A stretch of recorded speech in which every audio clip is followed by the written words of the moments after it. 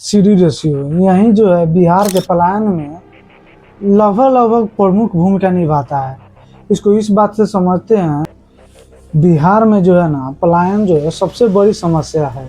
यहाँ पे जो कमाता है वो भी बाहर जाता है, जो नहीं कमाता है वो भी बाहर जाता है, क्योंकि कमाने के लिए भी रोजगार चाहिए और जब कमा लिए तो रहने के लिए सुख सुविधा चाहिए, स्कूल चाहिए, हॉस्पिटल चाहिए, बेहतर सब कुछ चाहिए। बिहार में जो है वर्षों से बुद्धि का पलायन तो हो ही रहा था, लेकिन हम लोग एक चीज़ को इग्नोर कर रहे थे कि बिहार में पैसा का भी पलायन होता है।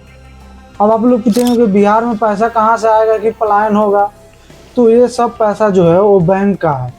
सीडी रेशियो जिसको बोलते हैं, सीडी रेशियो को हम समझते हैं, इसको इस तरह समझते हैं कि अगर बैंक अपने ग्राहकों से मान लेते हैं कि 100 रुपया जमा के रूप में लिया, हम लोग बैंक में जब जमा करते हैं मान लेते हैं 100 रुपया जमा किए, अगर उसमें से 75 रुपया लोन के रूप में दे दिया तो इसका मतलब है कि सीडी रेशियो 75% होगा। बिहार का सीडी रेशियो जो है वो लगभग 50% के आसपास में, हालांकि इससे कम ही रहता है, जो कि बहुत ही खराब है। आगे चल के देखेंगे कि ऐसे ऐसे राज्य हैं जिनका सीडी रेशियो जो है 150% तक है, और समझिए उनको कितना पैसा मिलता होगा और हमको कितना पैसा रिटर्न के रूप में हमें ही हमारा पैसा नहीं मिलता होगा। बिहार का सीडी रेशियो क्यों कम है? बिहार में सबसे पहले तो कोई उद्योग लगाना नहीं चाहता है। उसका प्रमुख कारण है कि बिहार में जो है बहुत ज़्यादा घूसखोरी चलता है, कमीशन चलता है। अब मान लीजिए किसी को ज़मीन चाहिए तो उसको ज़मीन चाहने के लिए नेता मंत्री के पास जाएगा, दफ्तर में जाएगा, उसको बहुत ज़्यादा कमीशन देना पड़ेगा, 30% 40%, जिसकी वजह से कोई फैक्ट्री वैक्ट्री लगाता नहीं। आधारभूत संरचना का भी बहुत ज़्यादा कमी है। आधारभूत संरचना मतलब कि रोड हुआ, बिजली हुआ, ये सब चीज़ का जो है बहुत ज़्यादा कमी है। जैसे पार्क हुआ, जो जैसे बिजनेस पार्क होता है, समझो उद्योग पार्क होता है, जो जिसमें क्या होता है कि उसमें बहुत सारा बिजनेस लगता है। जैसे नोएडा है, नोएडा कितना बड़ा का एरिया कि वहाँ का आधारभूत संरचना एकदम बढ़िया है। वहाँ पे जो हर कंपनी चाहता है कि हमारा ऑफिस खुले, लेकिन बिहार में ऐसा कोई भी एरिया नहीं है। अभी एक दो जगह पे देख रहे हैं कि अगर कोई बिहारी जो है वो अपने बैंक में जाता है और 100 रुपया जमा करता है, तो जैसे हमारे बिहार में जो एवरेज जो है सीडी रेशियो 50% के आसपास में, यानी कि 50 रुपया जो है बिहारियों को लोन के रूप में मिलता है, बाकी सारा पैसा जो दूसरे राज्यों में चला जाता है। अब हम जो समझाने जा रहे हैं कि दूसरे राज्यों में किन किन राज्यों में कितना पैसा मिलता है। अगर वहाँ के लोग जो है 100 रुपया अपने बैंक में जमा करते हैं तो सबसे पहले आता है आंध्र प्रदेश। आंध्र प्रदेश का जो सबसे ज़्यादा हाई है, वहाँ के लोग अगर 100 रुपया बैंक में जमा करते हैं तो उनको रिटर्न के रूप में लगभग 154 रुपया मिलता है लोन।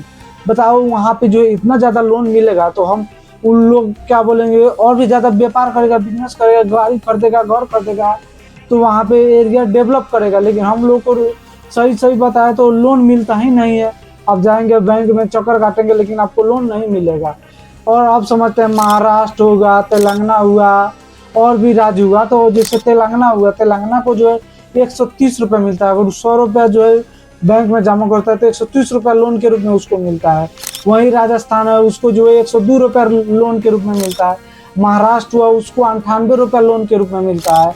गुजरात हुआ, उसको 92 रुपया लोन के रूप में मिलता है। पुडुचेरी को देख लीजिए, वो केंद्र शासित प्रदेश है, इतना छोटा होगा, लेकिन जो उसका भी जो है एवरेज जो है लगभग 81% है, जो कि बिहार से बहुत ज़्यादा है। और बिहार में तो आबादी भी बहुत ज़्यादा है, और सरकार को जो है इसको रोकना चाहिए कि हम कैसा भी करके ये जो लोन है, जो लोगों का पैसा जो है बाहर जा रहा है, इसको रोक दे। अगर इसको रोक दिया ना तो मतलब कि 50 तरह का जो टैक्स लगा रहा है, लोगों का राशन कार्ड से नाम काट रहा है, वो सब बच जाएगा और पैसा भी सरकार के पास भरपूर हो जाएगा। देखिए, जब जितना ज़्यादा लोन मिलेगा ना उतना ज़्यादा व्यापार भी बढ़ेगा, और जितना ज़्यादा व्यापार बढ़ेगा उतना ज़्यादा रोजगार भी बढ़ेगा। लेकिन सबको बढ़ने के लिए जो है बिहार में आधारभूत संरचना चाहिए, बड़ा बड़ा इन्वेस्टमेंट होना चाहिए। बड़ी बड़ी कंपनी अगर यहाँ पे आएगी तो इन्वेस्ट करेगी, तो इन्वेस्ट करने के लिए उसको लोन चाहिए। तो कोई भी कंपनी जो पूरा पैसा अपना नहीं लगाता है, लोन से लेके लगाता है, जिसके से क्या होगा, जितना ज़्यादा यहाँ पे इन्वेस्टमेंट होगा उतना ज़्यादा रोजगार लोगों को मिलेगा, उतना ज़्यादा व्यापार बढ़ेगा, इससे हम ही लोग को बेनिफिट होगा। देखिए, हम सिर्फ बिहार से रिलेटेड ही कंटेंट डालते हैं। प्लीज़ मेरे चैनल को सब्सक्राइब कर लीजिए। आप जहाँ से भी देख रहे हैं बिहार में, प्लीज़, और आप भी सब्सक्राइब कर सकते हैं बाहर से भी देख रहे हैं तो।